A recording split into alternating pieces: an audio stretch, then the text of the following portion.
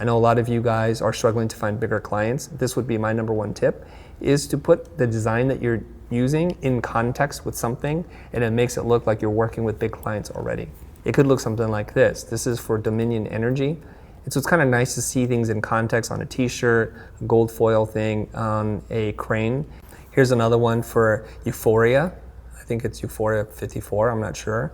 But a simple mark there, a wayfinding arrow, I think, and a simple typeset attached to it.